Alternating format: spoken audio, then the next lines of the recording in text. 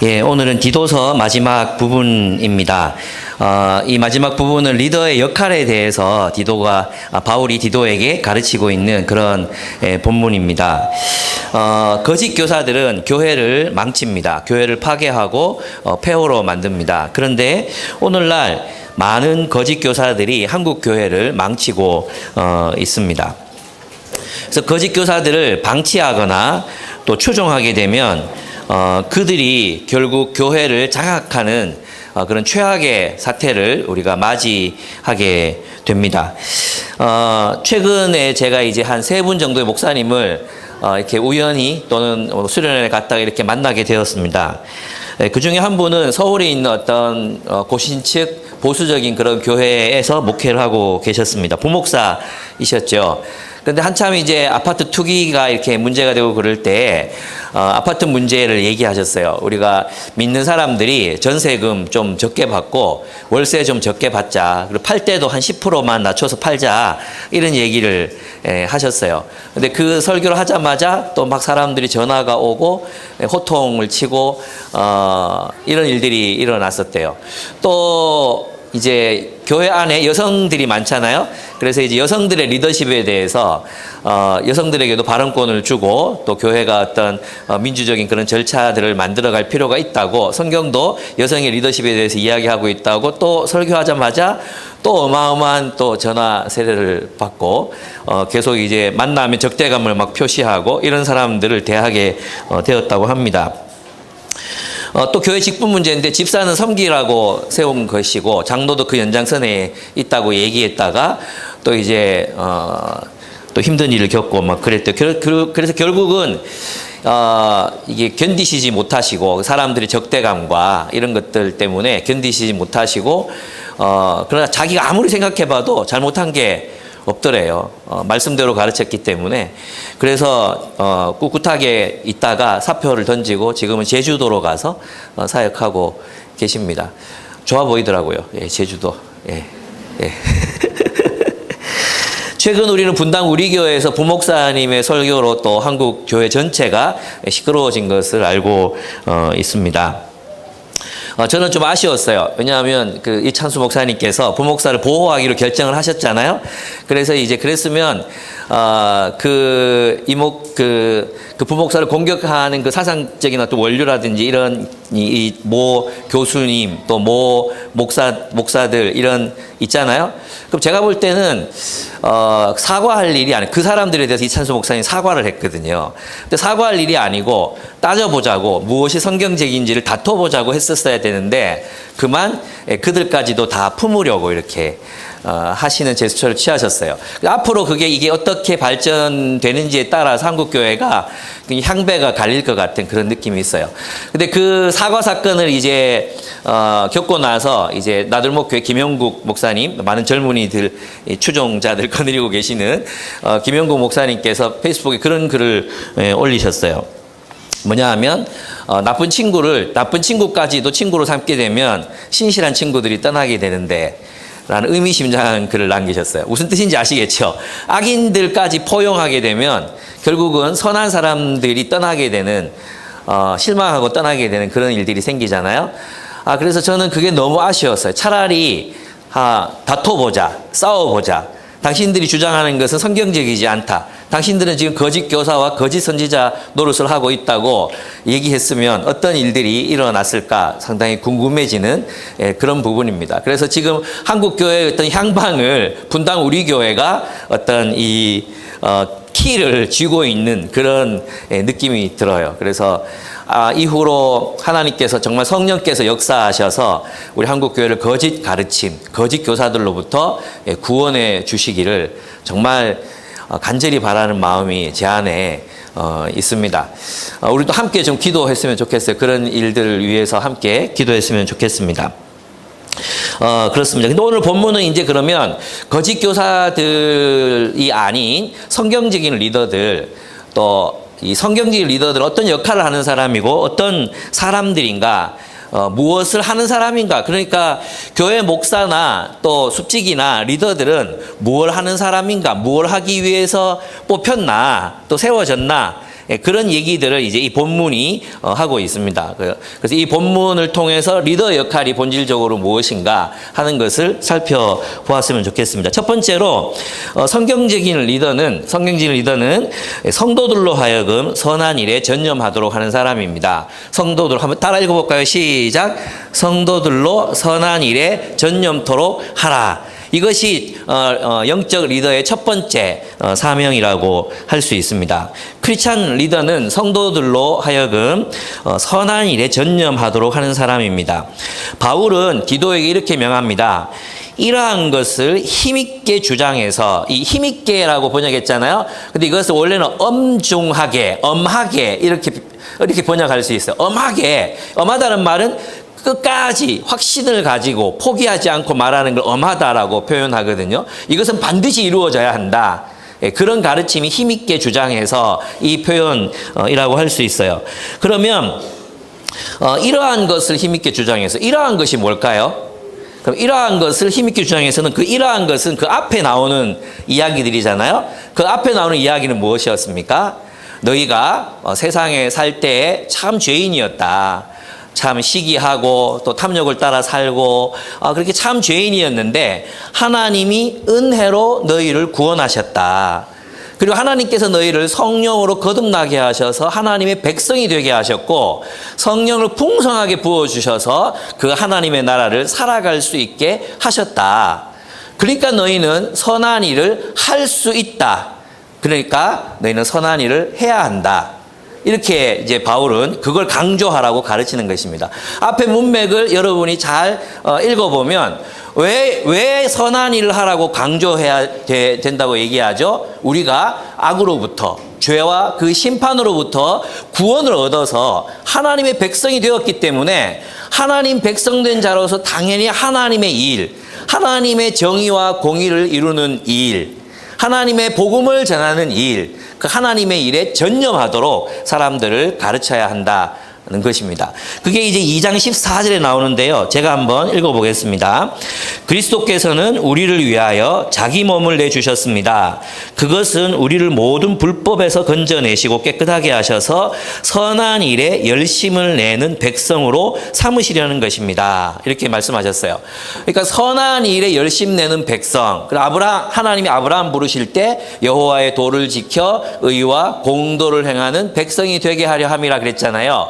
여기서 하나님 백성이 되게 하셨다는 것은 바로 그 하나님의 정의와 하나님의 공의를 행하는 일로 우리를 구원하셨다. 이렇게 볼 수 있죠. 그러면 우리가 은혜로 우리는 구원을 얻었다는 것은 무엇을 말해요? 죄와 사망이 지배하는 세상에서 하나님이 통치하시는 하나님의 나라로 구원을 얻었으므로 하나님의 목적을 따라 선한 일을 해야 한다는 것입니다. 그래서 은혜와 선한 일은 연결돼 있어요. 그죠? 근데 우리 한국교회 가장 유행하는 용어들이 뭔지 아십니까? 은혜가 없어서 선한 일을 할 수 없다는 것입니다. 은혜 뒤로 숨어요. 우리가 하나님의 일을 하고 사역에 동참하고 이것은 하나님이 우리를 구원하신 목적이거든요. 그 목적이라면 그것을 위해서 살아야 되는데 하나님 은혜 뒤로 숨어요. 그리고 은혜가 느껴지지 않기 때문에 난 아무것도 할 수 없다고 주장한다는 거죠.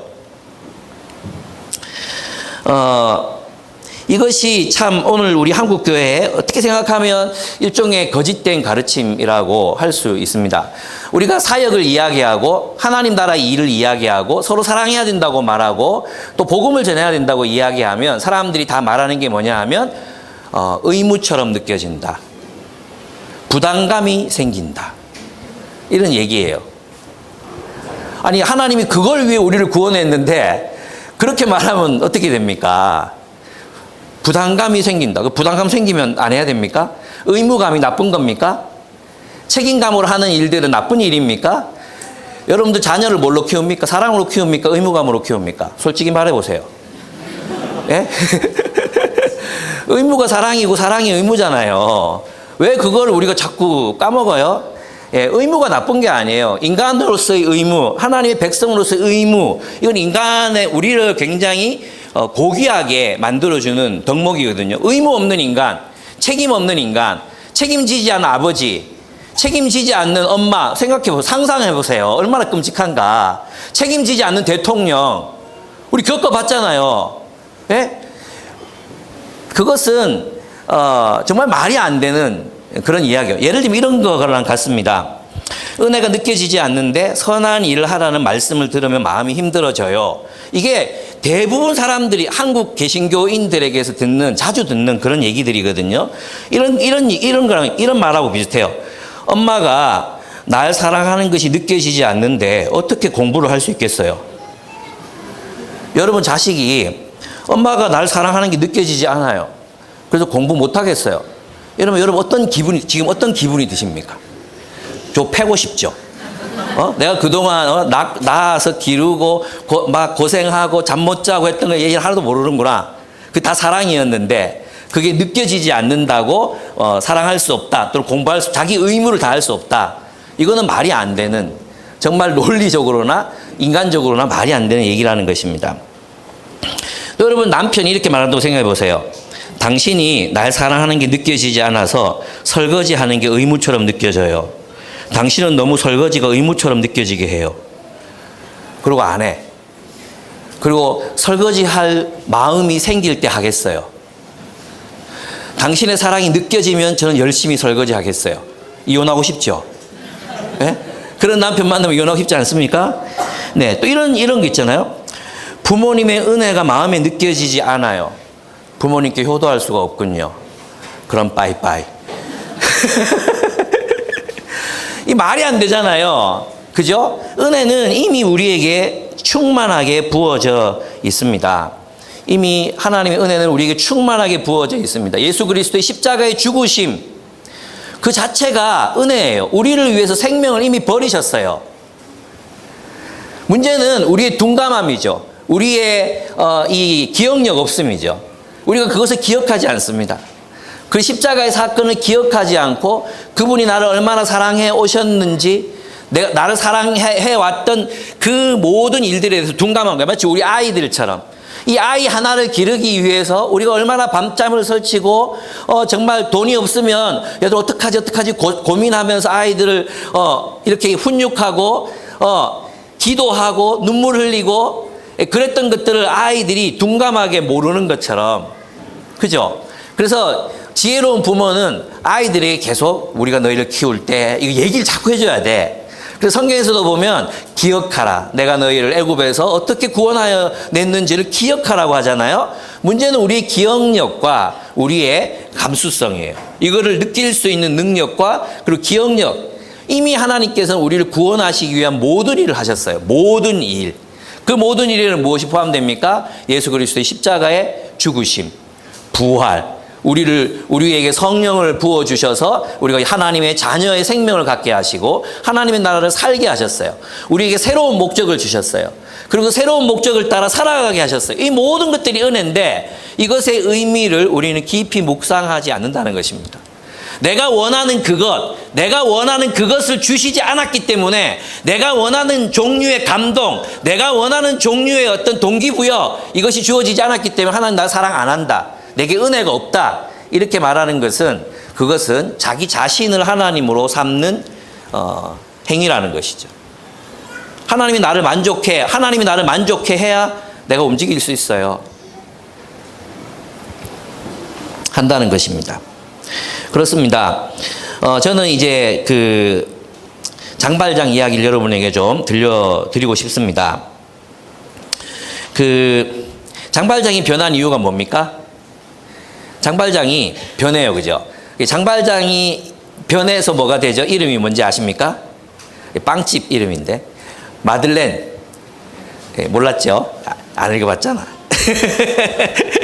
예, 마들렌, 원래 그 변화되기 전에 이름은 장발장. 이 장발장이 변해서 마들렌이 돼요. 그래, 마들렌이 되는데, 장발장을 이제 뭐죠? 아주 결정적으로 변화시킨 사람이 있었잖아요. 예, 그 사람이 누구였습니까? 미리엘 신부였어요. 미리엘 신부. 이 미리엘 신부가 이제 장발장이 굶어 죽고 막 이렇게 어떻게 이렇게 했다가 막 풀려났는데 어떤 낯선 마을에 갔는데 아무도 양식을 주지 않잖아요.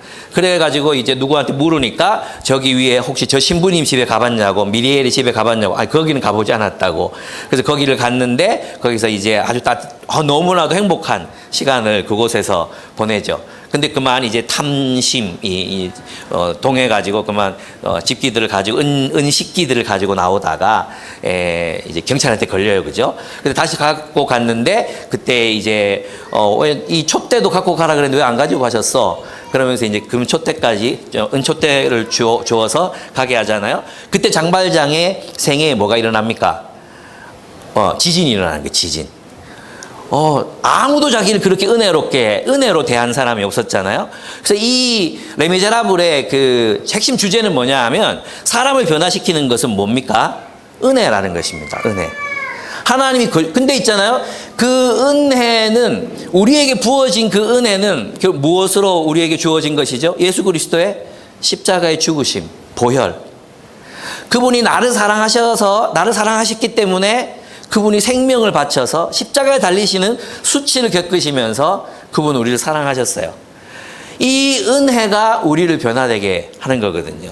내가 뭐라고? 그 하나님의 아들께서 나를 위해 나를 사랑하사 십자가에서 자기 목숨을 버리셨는가? 이 한 가지 사건이 우리에게 뭐예요? 은혜라는 것입니다. 은혜. 장발장에게 그 한 번의 사건, 은촛대와 은식기를 그저 은혜로 베푼, 용서해준, 그의 죄를 용서해준 그 은혜. 우리 죄 용서받았잖아요. 그 한 번의 은혜가 장발장을 영원히 변화시킵니다. 우리도 마찬가지예요. 그 한 번의 십자가의 사건, 단 한 번 십자가의 그 사건이 우리를 영원히 변화시킬 수 있는 하나님의 은혜라는 것입니다. 그리고 장발장은 그 이후로 뭘로 삽니까? 용서로 사는 거예요. 용서로. 자기를 상처 입힌 세상을 용서하고, 그죠? 또 자기를 막 끝까지 따라오는 자배를 용서하고, 사람들 용서하면서 살아요. 베풀면서 살아요. 또 미리엘 주교처럼 자기에게 은혜를 베푼 미리엘 주교처럼 사는 거예요. 그죠? 내가 이 은혜 입었으니까 나 혼자 그래 배부르게 잘 먹고 잘 살아야지가 아니라 나도 똑같이 베풀며 살아야지. 미리엘 주교가 막 월급 제일 그 레미제라블 제일 첫 번 그 문단에 보면 그런 얘기 나오거든요. 월급을 주교가 돼서 월급을 받아. 그런데 이제 막 어디에는 얼마를 보내고 어디에 얼마를 보내고 15,000 뭐 무슨 루블인가 뭐 그렇게 받는데 자기를 위해서는 천 루블인가 그밖에 안 되는 거예요. 그래서 이제 그 같이 일하던 수녀님들이 그렇게 얘기를 해요. 이걸로는 부족하다. 그러니까 다른 주교님들은 이게 마차를 타고 다니는 순회 비용을 청구했다. 그래가지고 이제 그러냐고? 그래 청구하자. 이래서 이제 밑에 있는 수녀님들이 되게 좋아해요. 이제 이 돈으로는 우리를 위해 쓸 수 있겠다. 한 3, 4천 되는 돈을 받거든요. 근데 또 이제 이 미리엘이 거기다가 또 1,000원 어디 보내고 1,000원 어디 보내고 1,000원 어디 보내고 이래가지고 자기를 위해서 쓸 수 있는 건 아무것도 없는 거예요. 근데 이러한 사람의 삶이 은혜를 주니까 어떻게 해요? 장발장도 그를 따라서 살잖아요. 그게 기독교인의 삶이거든요. 근데 이게 이제 은혜를 따라 사는 사람의 삶을 장발장이 보여줬다면 반대로 율법을 따라 사는 사람의 삶이 누구에게 나타났습니까? 자베르예요, 자베르. 자베르는 사실 나쁜 사람이 아니에요. 오늘날 우리로 말하면 굉장히 정의로운 인물이거든요. 굉장히 정의로운 인물이에요. 그래서 정의는 법을 통해 구현될 수 있다고 확신하는 거예요. 정의는 법을 통해 구현된다. 그런데 그가 장발장을 만나고 나서 휘가닥 돌아보는 거예요. 왜냐하면 이 장발장을 악하다고 말할 수 없잖아요. 그죠? 장발장은 자기가 가진 기준으로 죄인이야. 결박해가지고 감옥에 쳐넣어야 돼. 근데 돌아보니까 사실 자베르의 그 정의 때문에 무죄한 한 여인은 창녀가 돼서 죽을 수밖에 없었고, 그리고 그녀가 죽었기 때문에 그 딸은 고아가 될 수밖에 없었고, 그 정의가 수많은 사람들을 어떻게 뭘로 몰아넣었어요? 불행으로 몰아넣었단 말이에요. 정의가 오히려 사람들을 불행으로 몰아넣고, 그리고 용서가 오히려 세상에 정의를 세워요. 그런 의미에서 있잖아요. 바울이 율법을 파기하고 예수께서 율법을 파괴한 이유는 뭐냐 하면 율법이 파괴되지 않고는 정의가 세워지지 않거든요. 제 말 이해되십니까? 근데 많은 사람들이 있잖아요. 하나님의 은혜를 갈망하면서도 또 다른 사람들을 대할 때 태도를 보면 자베르예요, 자베르. 지난 시간에 우리 개혁주의 교회들이 그렇게 하나님 은혜를 강조하면서 오히려 은혜가 없다고 말했잖아요. 자베르처럼.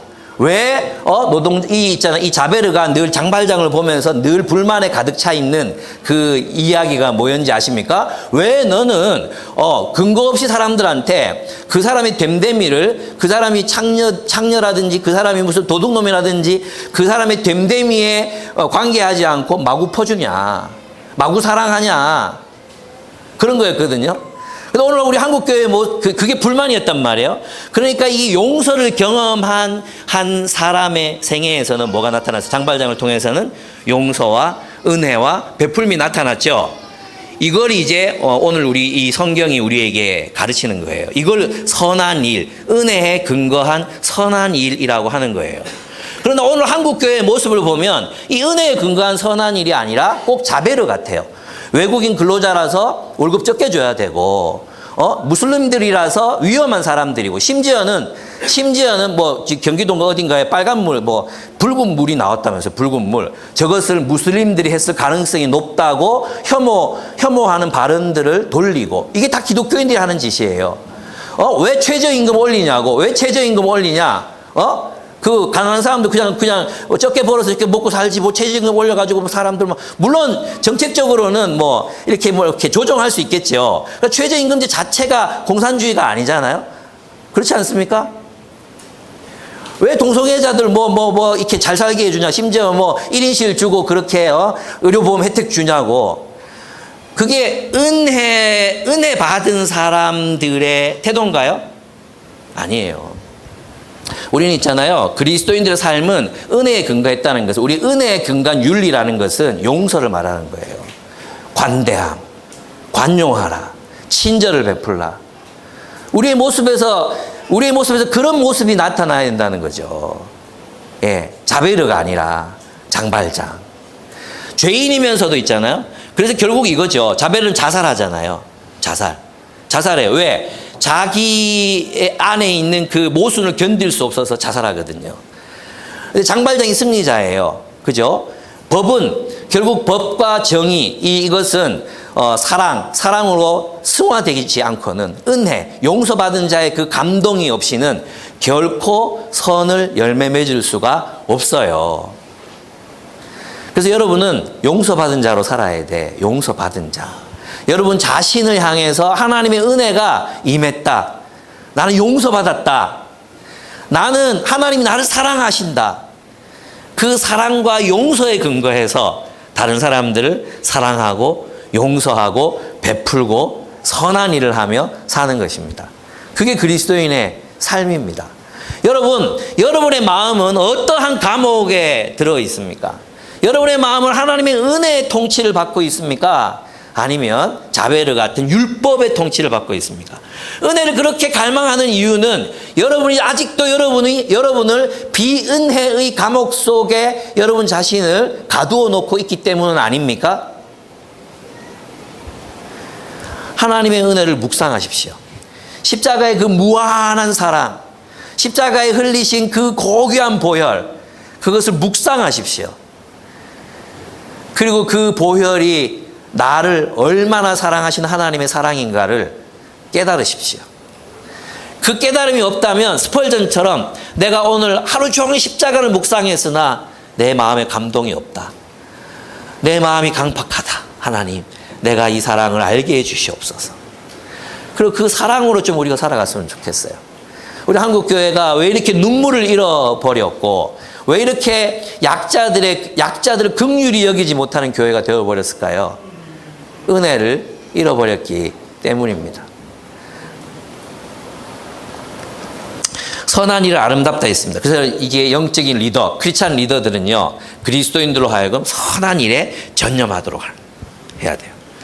은혜는 무엇을 낳는다? 선한 일을 낳는다. 하나님 우리를 은혜로 구원하신 이유는 무엇하기 위함이다? 예, 전부 우리 이기적으로 살았잖아요. 그 이기적인 삶이라는 저주에 걸렸어. 이기적인 삶이라는 저주에 걸려서 살았던 우리를 구원하셔서 이제 자유케 된 거예요. 나로부터, 자로부터, 이기심으로부터 자유케 됐어. 그러니까 우리는 뭐 할 수 있어요? 이제 사랑할 수 있게 됐어. 예, 날아다닐 수 있게 됐어. 사랑할 수 있는 존재가 됐어. 근데 왜 자꾸 과거의 감옥 속으로 돌아가려고 하십니까? 사랑합시다. 사랑합시다. 베풉시다. 그리고 하나님 나라를 위해서 살아갑시다. 그것은 의무가 아니라 특권입니다. 그것은 아무에게 주어지는 의무가 아닙니다. 그것은 특권입니다. 여러분, 의무는 특권을 포함한다는 거 알고 계십니까? 부모가 되는 특권, 아무나 가질 수 있는 특권이 아니죠. 아직 결혼 못한 사람도 많잖아요. 예, 부모가 되는 특권을 우리가 가졌어요. 거기에 뭐가 따릅니까? 의무가 따르죠. 여러분, 의무라는 것을 왜 부정적으로 생각하십니까? 의무감이 느껴져야죠. 예. 또 선한 일을 하자, 올바른 일을 하자 할 때 부담감이 느껴져야죠. 그럼 부담감, 의무감 없이 무슨 마음으로 하십니까? 그냥 기쁘게 막 기쁜 마음이 들어서 그 미친 상태예요. 와, 이거 여러분 정말 제정신으로 생각해보면 이 돈 빼면 생활비 얼마 모자라는데 이거 부담이 되죠. 부담이 안 되는 상태는 어떤 상태예요? 자기 집안에, 자기 가정의 재정 상태를 전혀 모르는 제정신이 아닌 상태.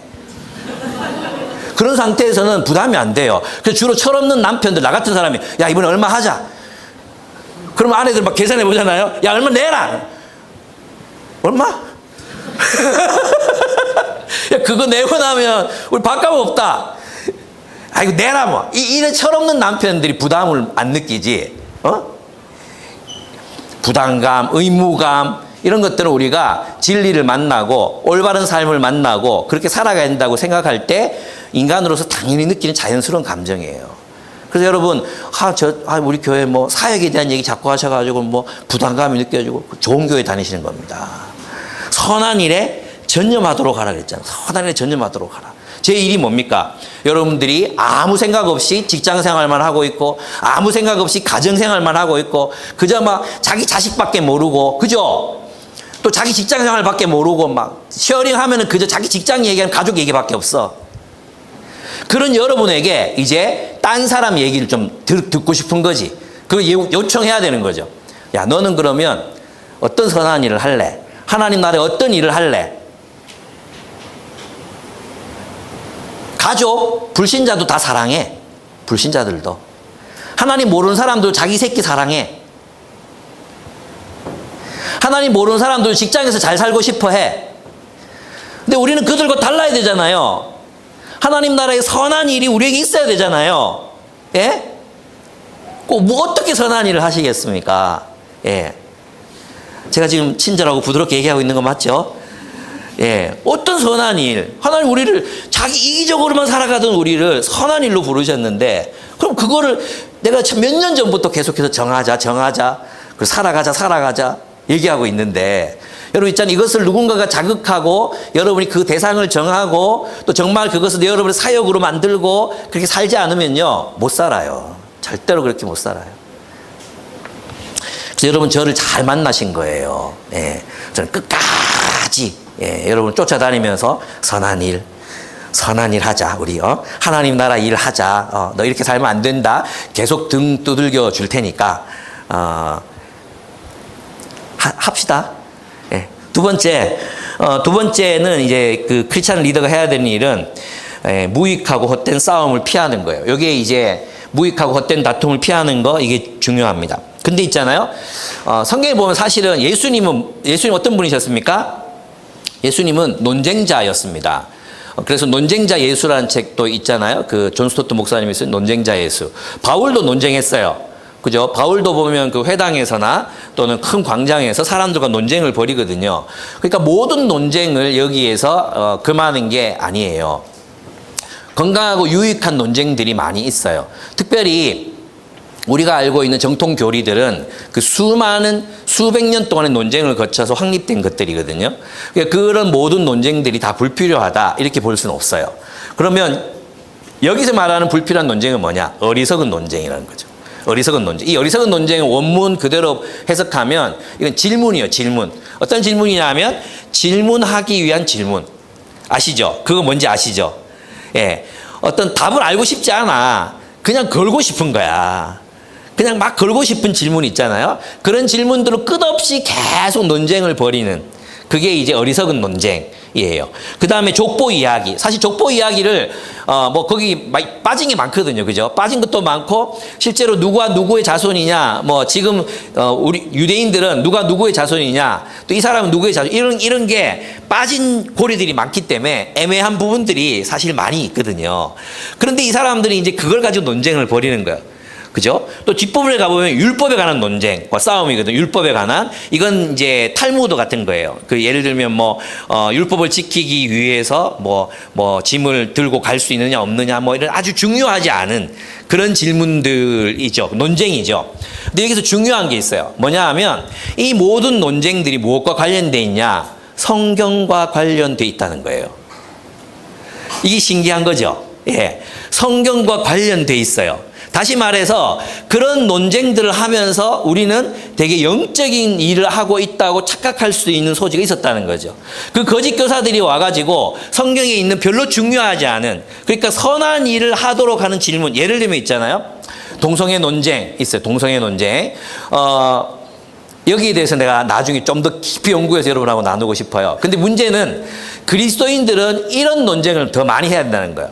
동성애자들을 우리가 어떻게 더 사랑할 것인가? 동성애자들이 교회에 왔을 때 우리는 그들을 어떻게 환대할 수 있겠는가? 이런 어떤 논의, 그리고 그 동성애자들에게 우리가 가진 한계들은 어떻게 설명할 수 있을 것인가? 이런 논의들은 사실 거의 없어요. 이런 논의는 거의 없고 죄냐 아니냐, 뭐 이것은 뭐냐 아니냐, 이런 논쟁들만 많아요. 근데 성경이 실제로 선한 일을 하라고 하잖아요. 거기에 대한 논쟁은 우리에게서 별로 찾아볼 수가 없다는 것입니다. 그래서 여러분, 우리는 있잖아요. 선한 일을 피해서 논쟁으로 숨을 수 있습니다. 논쟁으로. 이 논쟁들을 벌이면서 옛날에 우리 다 해봤잖아. 그 선교단 하셨던 분들은 뭐 80년, 90년 이렇게 지나면서 뭐 이슈 파이팅 그러면서 막 이제 뭐 무엇이 더 옳은 일이냐, 뭐 어떻게 사회 참여해야 되냐, 말아야 되냐, 막 그렇게 하다가 뭐 했습니까? 아무것도 안 했어요. 뭐 했습니까? 이슈 파이팅 했죠. 파이팅. 싸웠죠. 예. 이슈 파이팅 했지, 뭐 한 게 없어요. 선한 일을 하지 않았어요. 우리 지혜리 간사님이 그 산돌 출신이거든요. 산돌. 그 IBF가 만든 그 대한대학이라고 있어. 6개월 뭐 1년 이렇게 들어가서 공부만 하는 거예요. 또 사회적 이슈들을 막 공부하고 강의 듣고 막 그렇게 하는 거거든요. 거기 가서 또 그런 논쟁들을 했단 말이에요. 그래서 이제 졸업하고 나서 몇 년 뒤에 그 이제 동기들을 만나잖아요. 지금 이렇게 만나보면 그들 가운데 정의를 위해서 살아가고 있는 사람들이 별로 없어요. 왜? 논쟁하는 게 선한 일이라고 생각했거든. 그렇게 논쟁하는 그 자체로 자기는 정의를 행하고 있다고 생각하는 거죠. 우리도 그래요. PBS 때마다 이렇게 살아야 되겠다고 결단하는 것으로 마치 우리가 그렇게 사는 것처럼 착각한다니까요. 이제는 우리 교회도 이제는 뛰어넘어 실천, 삶으로 나아갈 때가 되었습니다. 예. 세 번째, 분파를 일으키는 사람은 어떻게 해야 하는가? 분파를 일으키는 사람을 내보내라 그러잖아요. 그러면 이 분파를 일으키는 사람, 나쁜 리더를 물리쳐야 된다 그랬어요. 이 분파를 일으키는 사람, 이 분파는 뭐냐 하면 사도적 가르침을 떠나는 사람, 혹은 사도적 권위를 떠나는 사람, 그런 사람들을 우리는 분파라고 말합니다. 그래서 목사들도 분파가 될 수 있어요. 우리 사도적 전통, 우리 교파의 여러 이제 역사를 따라서 이렇게 쭉 흘러왔잖아요. 근데 목사들도 분파를 이룰 수 있어요. 그죠? 그럼 어떻게 해야 돼요? 목사가 이런 나쁜 가르침, 이 본문에서 말하는 이 개혁 개정에는 이단이라고 돼 있잖아요. 근데 요즘의 이단은 뭐예요? 요즘의 이단은 교주가 있잖아. 그러니까 어떻게 생각하면 되게 분별하기가 쉬워. 근데 이때의 이단, 여기는 이단이라고 번역하기보다도 분파를 일으키는 사람, 분열을 일으키는 사람이라고 번역하는 게 더 정확한 거죠. 왜냐하면 이 당시는 자기가 교주라고 말하는 그런 이단들이 교회 안으로는 들어오지 않았거든요. 이 사람들은 예수가 메시아라고 인정해. 그런데 유대교적 관습을 따라야 된다고 말하는 사람들이거든요. 그러니까 분별하기 어렵죠. 근데 그것이 왜 틀렸냐? 사도들의 가르침에서 벗어났고 사도들의 결정이 있었잖아요. 예루살렘 공의회에서 사도들의 결정, 그 이방인들에게는 목매어 죽인 것과 뭐 간음과 피 흘려 이거를만 피하게 하고 자유롭다 이렇게 선언했는데도 이 사람들이 와가지고 자꾸 할례 받아야 된다 그러고 뭐 해야 된다 그러고 하니까 사도적 권위와 사도적 가르침을 벗어나는 거잖아요. 그런 사람들에 대해서는 사도 바울은 그들은 피하라. 한두 번 권면해보고 이것은 과정이 있어야 된다는 거죠. 충분히 설득하고 이야기하고 권면하고 충분히 그런 시간을 가졌지만 생각을 바꾸지 않는다면 교회로부터 떠나게 하라. 그렇게 이야기하고 있습니다. 여러분 여기서 중요한 게 있어요. 뭐냐 하면 우린 또 이 바울은 있잖아요. 우리가 금기시하는 걸 전부 다 해요. 뭐냐 하면 교회는 모든 사람들을 위한 공동체가 돼야 된다. 우리 그런 얘기 많이 들어봤죠. 교회는 모든 사람을 위한 공동체가 돼야 된다. 아니에요. 교회는 신자들의 공동체예요. 사도적 권위와 사도적 전통. 물론 추구하는 사람, 추구자들. 그 추구자들은 이제 기독교가 뭔지 알아가는 사람들이기 때문에 질문해도 좋고 또 반대를 해도 좋고 그래요. 근데 예수 믿는다고 말하는 사람들 가운데 또 리더들 가운데 이런 사도적 권위와 전통을 떠나는 사람이 있으면 받을 수 없어요. 받을 수 없거든요. 근데 옛날에 제가 다녔던 교회를 생각해 보면 저는 굉장히 전통적인 교회를 다녔어요. 대구에 있는 서부교회라고. 근데 있잖아요. 어떤 일들이 일어나느냐 하면 저를 가르쳤던 한 리더는 철학과였는데 성경을 믿지 않는 무신론자였어요. 근데 똑똑하다고 목사님이 글을 세웠어요. 그래가지고 이제 하여튼 모임 때마다 모임 때마다 논쟁. 아무런 열매가 없었어요. 그런 일들이 일어나요. 또 제 후배들이 또 임원이 됐는데 그들 중에 한 명이 자기 동기라고 그 대학부에서 회개를 시켰어요. 불신자인데. 이런 일들도 일어나요. 그러니까 우리 교회가 이런 부분에서 이제 분별력을 가지고 리더들을 잘 세워야 한다는 것입니다. 하나는 뭡니까? 사도적 가르침. 그 가르침에 동의할 수 있느냐. 그리고 그 가르침을 따를 수 있느냐. 여기서 벗어나면 한두 번 권해보고, 이제 따르지 않잖아요. 그럴 땐 같이 갈 수 없어요. 또 사도적 권위. 그래서 이제 이 목사의 권위는 잘 듣는 데서 온다 그랬잖아요. 리더들의 권위는 하나님의 말씀을 잘 듣고 가르친다면 여러분이 순종해야 된다는 거죠. 근데 그 권위에 만약에 내가 분파가 될 수도 있어요. 그죠? 김유복 목사가 어느 날 이상해져 가지고 막 분파적인 가르침, 이단적인 가르침, 성경이 말하지 않는 것을 막 가르쳐. 그럼 여러분들이 이 본문을 따라서 어떻게 해야 돼요? 몇 사람이 저를 찾아와야 돼. 찾아와서 나를 권해야 돼. 한두 번 권해보고 말을 안 듣거든 어떻게 해요? 내보내야지. 이해가 되십니까? 여러분 쫀다 지금. 나는 그렇게 되지 않을 거라고 생각해요.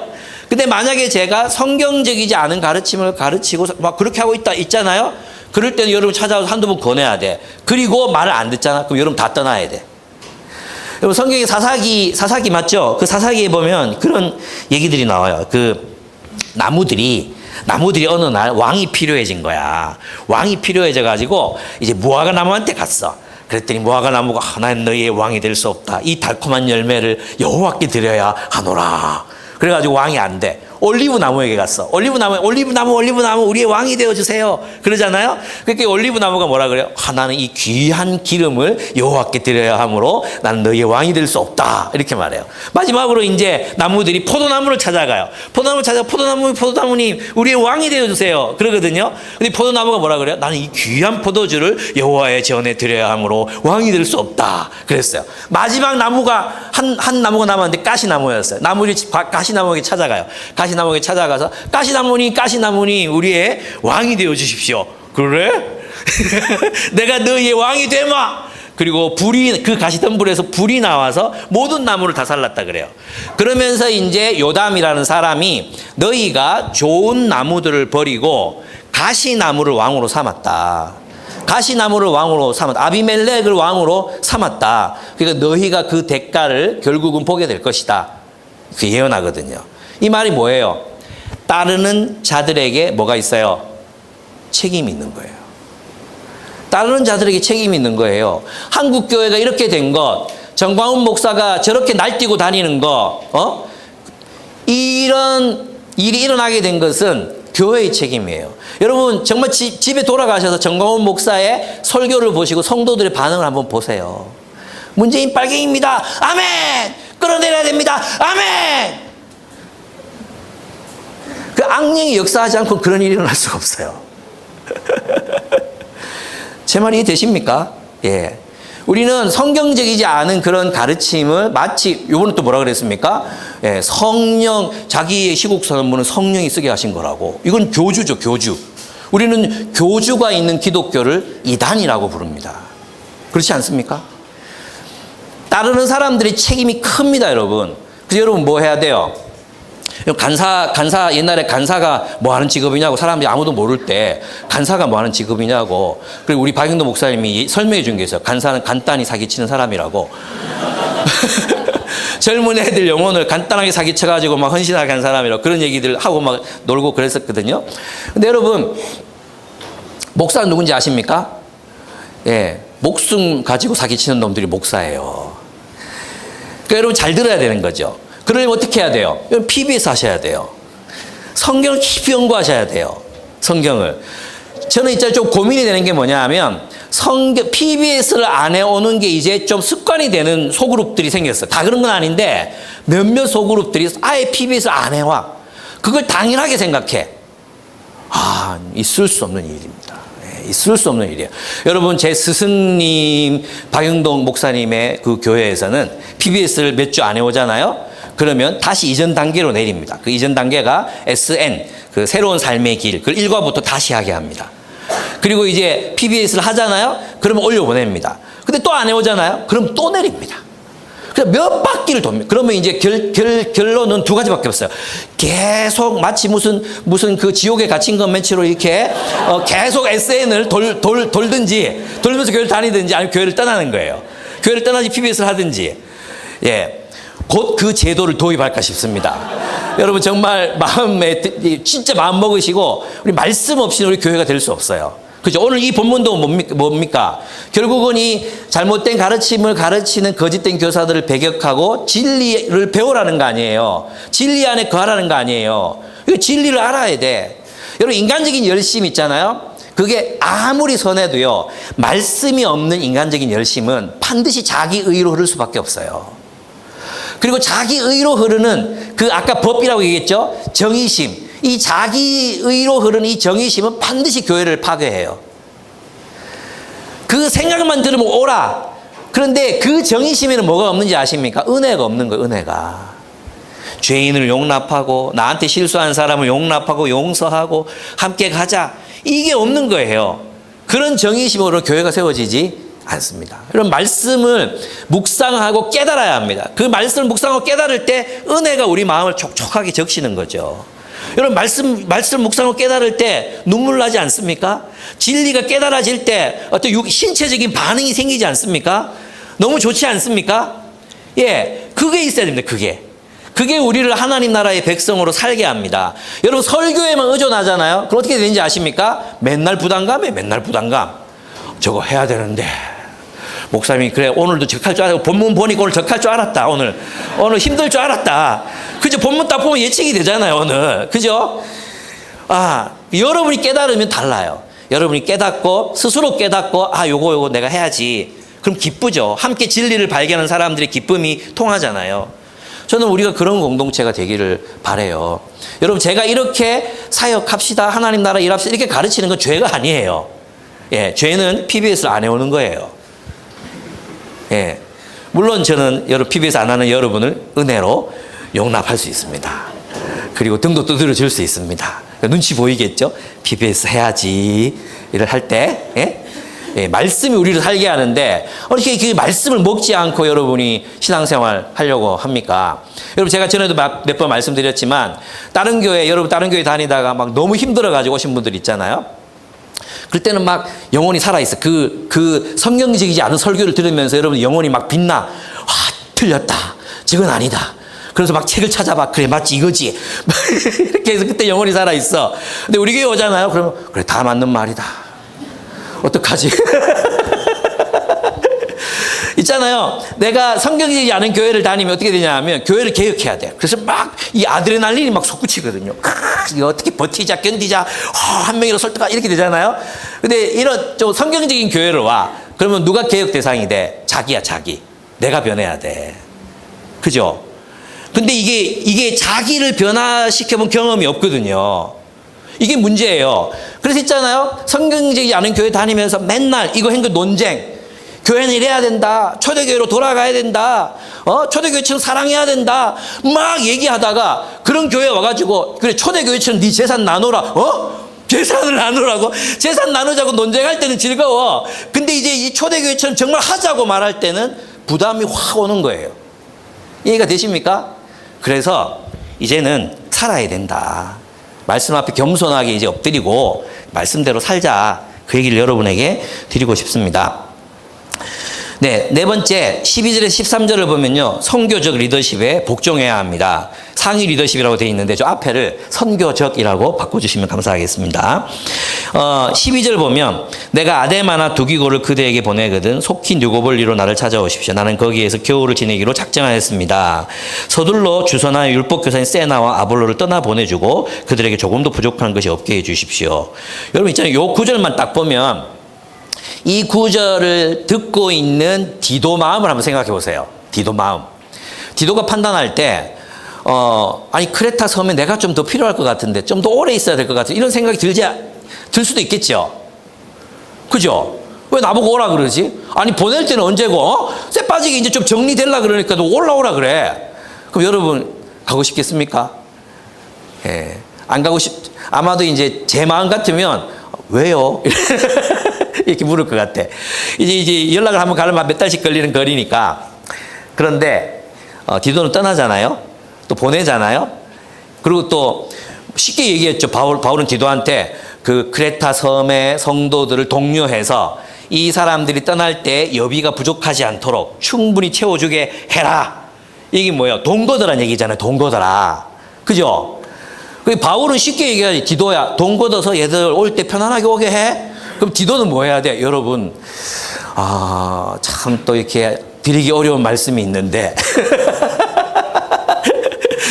이분들 우리 여비를, 그때도 했잖아요. 뭐, 있을 거 아니에요. 그런 사람들 설득해가지고 해야 되는 게 이제 디도의 역할이에요. 여기 이 본문에 보면 있잖아요. 초대교회 리더들을 보면 선교적 리더십. 그것이 선교를 위한 것이다. 하나님 나라를 위해서 필요하다 그러면 자기의 위치를 쉽게 옮겼어요. 쉽게. 그래요? 제가 옮기죠 뭐. 제가 가겠습니다. 또 내가 떠나겠습니다. 이게 쉽게 되는 거예요. 쉽게. 근데 우리 교회가 가지고 있는 강점이 뭡니까? 숲 공동체. 그죠? 숲 공동체가 얼마나 서로 사랑합니까? 그래서 숲은 뭐예요? 하나의 교회야. 그래서 이 숲을 떠나 초등부 교사가 되거나 이 숲을 떠나 저 숲으로 가라. 저기 리더가 부족하니까 저기 가서 리더를 해라. 이렇게 보내면 어떤 일이 일어납니까? 죽을 것처럼 생각이 들잖아요. 저 그 마음 알아요. 제가 교회를 한 번도 안 옮기고 제가 30살 될 때까지 서부교회만 다녔거든요. 한 번도 옮기지 않고. 근데 사역에 필요가 있어서 교회를 옮기게 됐는데 진짜 죽을 것 같더라고요. 내가 정말 좋아하지도 않았던 공동체였거든요. 근데 좋아하진 않았지만 사랑했잖아요. 정말 후배들 데리고 성경 공부하고 그 언덕에 올라가서 기도하고 또 자매 달라고 40일 아침마다 가서 금식 기도하고 막 그랬던 모든 추억이 그 언덕에 있잖아요. 근데 그걸 떠난다고 생각하니까 진짜 죽을 것 같더라고요. 근데 이제 하나님이 그래 절이 싫으면 중이 떠나야지. 네가 떠나야 된다. 계속해서 확신을 줬기 때문에 떠날 수 있었어요. 근데 이제 우리 교회에서 이제 여러분이 이제 교회에 온 지 오래됐잖아. 그러면 제가 앞으로 볼 때 있잖아요. 아이들이 더 많아져. 아이들이 더 많아질 것 같거든요. 초등학생들. 지금 80명인데 여러분 다 결혼해서 이제 애 다 낳을 거 아니에요. 그러면 조만간 100명 넘어가. 그러면 그 아이들이 그러면 여기를 차지해야 돼. 이 공간. 이 공간에서 예배 드려야 돼. 그리고 아마도 그 초등부 아이들이나 이 아이들을 위한 교사들이 많이 나와야 돼. 그죠? 그러면 이제 제가 여러분에게 이 디도에게 명령하는 것처럼 만기야. 네가 이제 사랑하는 숲을 떠나서 초등부로 가서 5년 동안 섬겨야겠다. 이렇게 말할 때 네! 이렇게 말할 수 있는 성도들이 우리 교회에 몇 명이나 있을까? 왜요? 왜 제가 가는데요? 근이 있는데요, 근이. 우리 교회는 충분히 그럴 수 있어. 그죠? 그리고 여러분이 그렇게 할 수 있는 이유는 목사님이 인격적이기 때문이야. 그죠? 목사님이 인격적이니까 분명히 그 모든 얘기를 다 들어주실 거야. 그죠? 그 바울이 얘기하면 안 들을 거면서, 바울이 얘기하면 네 이러고 갈 거면서, 내가 얘기하면 사람이 좋으니까 여러분 아마 그럴 거예요. 그죠? 그래서 뭐 이제 디도 마음에 그런 마음이 생길 수도 있겠죠. 예, 가기 싫다. 또는 이 공동체에 내가 좀 더 필요할 것 같다. 그럼 어떻게 해야 되겠어요? 설득해야죠. 바울에게 제가 여기 어떤 사정 때문에 조금 더 있어야 될 것 같습니다. 그래서 이제 바울이 들어보고 그래도 네가 와야 되겠다 하면 어떻게 해야 돼요? 예, 알겠습니다 하고 올라가야 되는 거예요. 못 갑니다. 전 못 갑니다. 아무리 바울이지만 안 됩니다.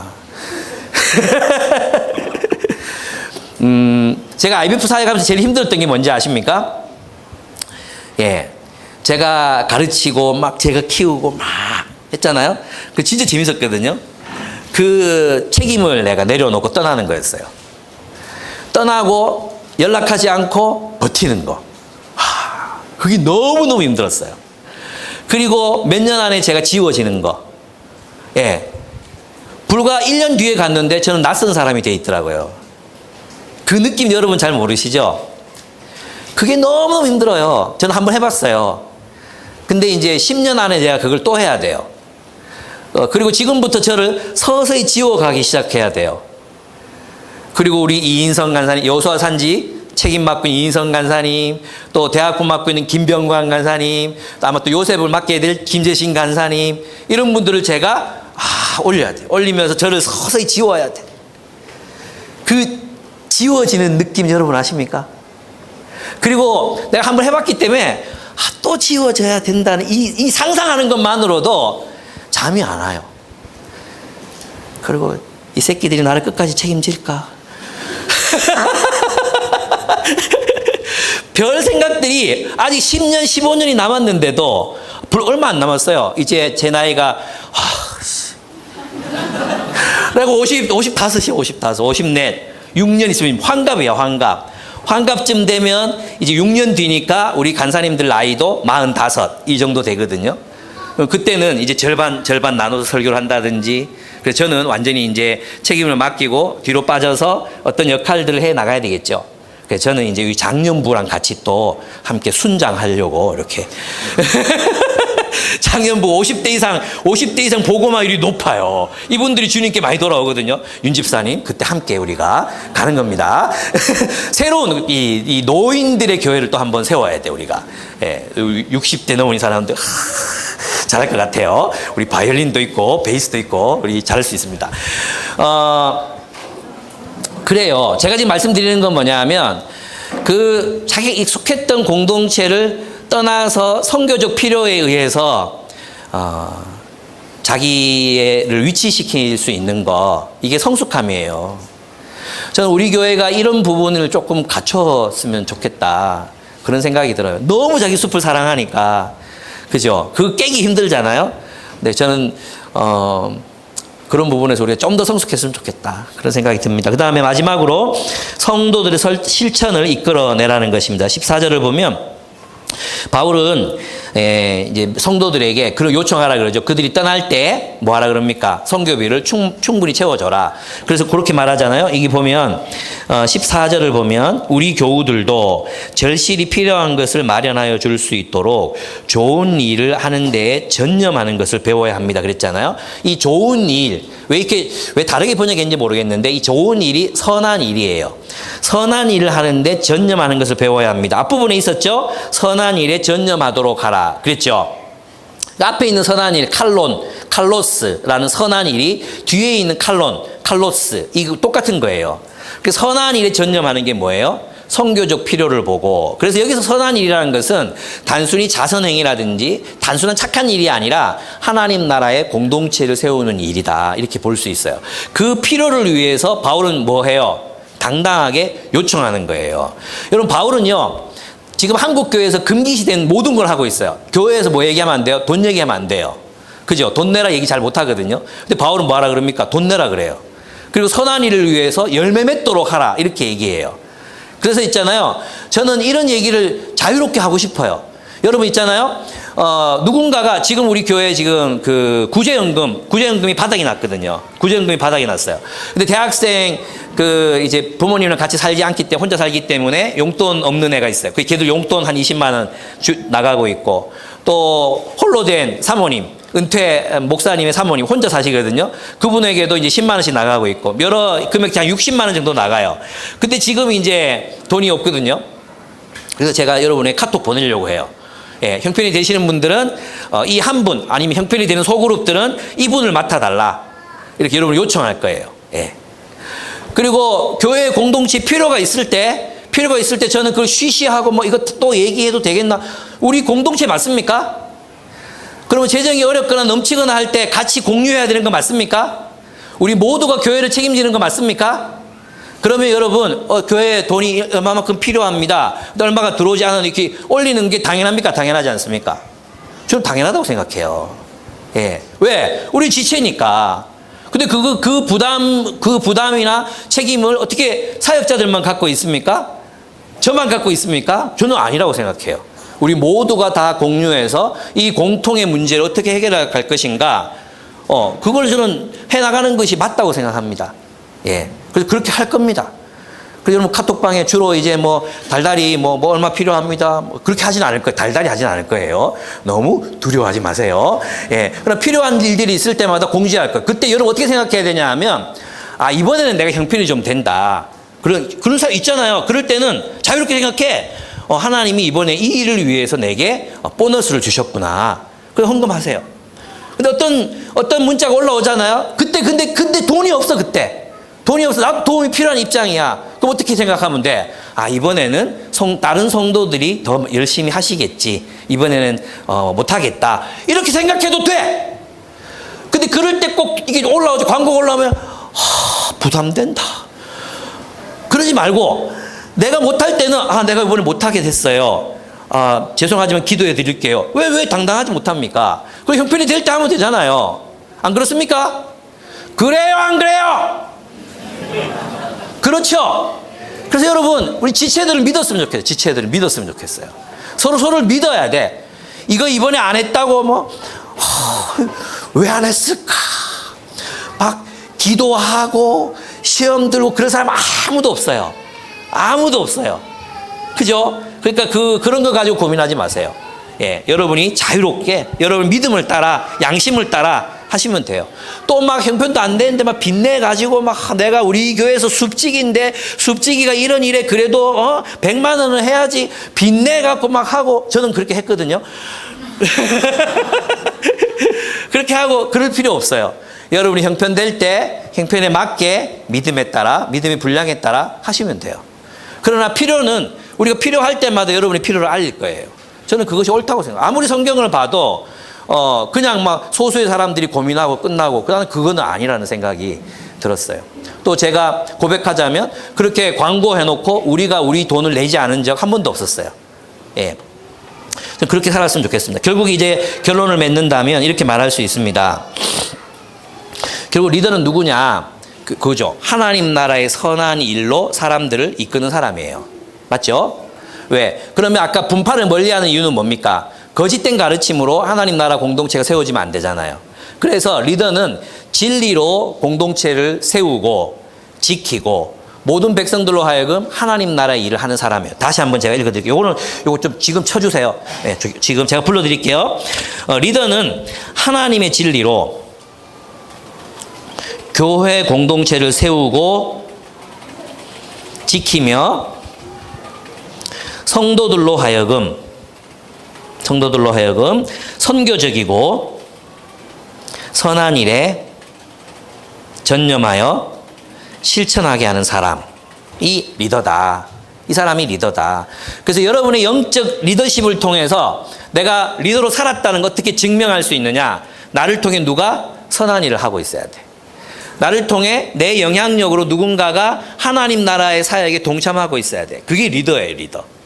내가 10년 동안, 20년 동안 목회하고 리더하고 했는데 아무도 헌신하지 않아. 그러면서 요즘 애들은 헌신을 안 해요. 이렇게 말하는 건 리더가 아니에요. 리더는 그냥 속으로 분위기를 행복하게 만들고 즐겁게 만들고 같이 잘 놀고, 이게 리더가 아니에요.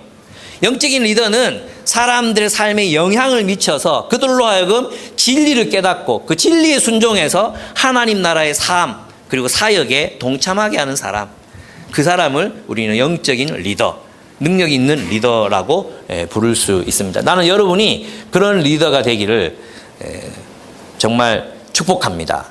여러분을 통해서 선한 일에 전념하는 사람들이 더 많아지기를, 여러분을 통해서 누군가가 하나님 나라의 사역에 더 많이 동참하게 되기를 축복합니다. 그것이 영적 리더십입니다. 리더는 부분 같이 한번 읽어보겠습니다. 시작. 리더는 하나님의 진리로 교회 공동체를 세우고 지키며 성도들로 하여금 선교적이고 선한 일에 전념하여 실천하게 하는 사람. 이 사람이 바로 리더입니다. 바로 여러분입니다. 아멘. 예, 이렇게 살아가는 이유는 바로 은혜 때문입니다. 하나님 우리를 구원하셨습니다. 그래서 그 은혜가 여러분을 형성하고 만들고 또 살게 하는 그런 힘이 되기를 바랍니다. 그 은혜는 십자가에서 나타났습니다. 예, 우리 함께 기도하겠습니다. 네. 여기 있는 거 여기 띄워놓고 같이 기도하겠습니다. 하나님, 제가 이런 리더가 되게 해 주십시오. 선한 일에 전념하고 헛된 다툼, 헛된 가르침, 잘못된 리더를 분별하고 물리칠 수 있는 사람, 또 선교적 리더십에 복종해서 하나님 나라를 우선순위에 두고 살아가는 사람, 성도들의 실천을 이끌어내는 사람, 그런 삶을 살게 해 주십시오. 또 멤버들은 내가 하나님 나라의 선한 일을 부담감과 의무감으로만 느꼈습니다. 오늘 들어보니까 하나님, 그것 자체가 축복이고 특권입니다. 하나님, 내가 그 축복과 특권을 위하여 살아갈 수 있게 해 주십시오. 그렇게 함께 기도했으면 좋겠어요. 한 번만 기도하겠습니다. 기도하시겠습니다.